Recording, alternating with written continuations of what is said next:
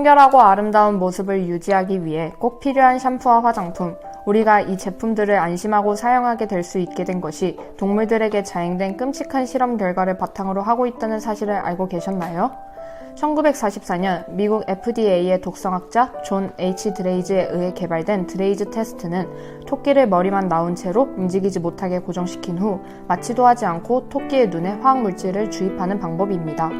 각막은 신체 조직 중 가장 예민한 곳으로 작은 자극에도 심한 통증을 유발합니다.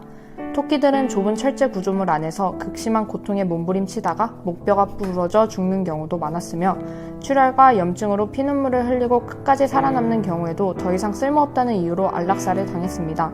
어떤 경우에도 눈을 비비거나 만지지 못하고 그 고통을 견뎌내야 하는 상황을 상상해 보시길 바랍니다. 비글 농약 독성 실험. 이 동물 실험은 농약이 인체에 미치는 영향을 평가하는 실험입니다. 비글은 사람을 잘 따르고 참을성이 많다는 이유만으로 이 실험에 희생됩니다.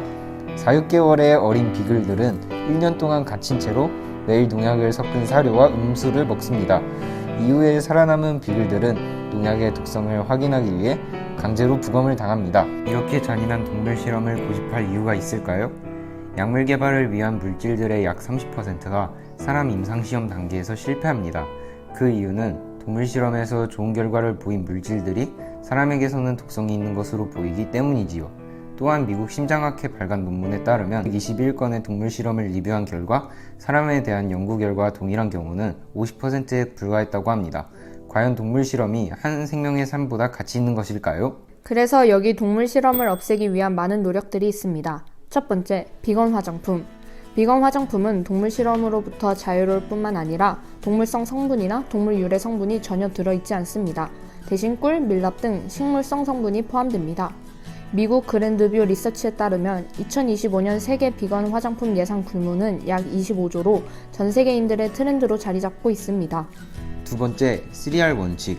연구와 실험이 빈번한 학계에서는 어쩔 수 없는 동물 실험이 자주 일어납니다. 그러나 학계에서 실험동물의 희생을 최소화하기 위한 3R 원칙을 만들었습니다. 축소, 리덕션. 할 수 있는 한 실험동물의 수를 줄인다. 대체, 리플레이스먼트. 동물 실험을 대체할 수 있는 방법을 찾는다. 정교함, 리파인먼트. 실험 중 동물이 고통과 억압을 받지 않도록 실험 절차 및 과정을 정교하게 해야 한다. 세 번째, 리핑 버니 마크. 일반적으로 동물 실험을 하지 않은 화장품에는 잔인성을 배제한 혹은 동물에게 테스트되지 않은 이라고 표기되어 있습니다. 그러나 이러한 제품은 완제품에만 동물 실험을 하지 않았다는 뜻이며 제품에 포함되어 있는 원료까지 동물 실험을 거치지 않았다는 의미는 아니라고 합니다. 바로 이 리핑 버니 마크를 가지고 있는 제품이 완제품뿐만 아니라 원료까지 동물 실험을 거치지 않은 착한 제품입니다. 리핑 버니는 동물 실험에 자주 이용되는 토끼를 이용해 만든 인증 마크로 화장품과 생활품의 완제품, 원료, 합성 원료에 대한 동물 실험을 하지 않은 인증 마크랍니다. 네 번째, 다양한 시민단체.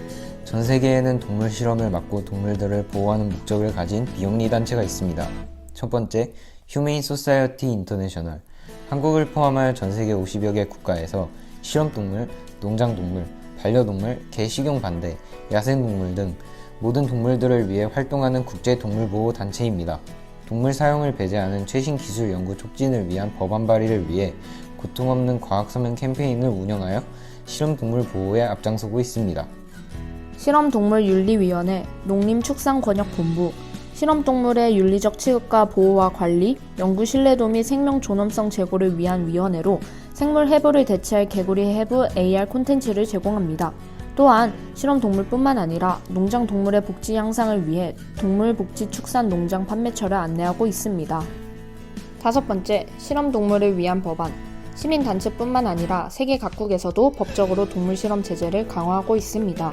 유럽연합에서는 2004년 화장품 제조 시 동물실험을 금지하였고, 더 나아가 2013년에는 완제품뿐만 아니라 동물실험을 거친 원료를 사용하는 화장품의 판매와 수입을 금지하였습니다.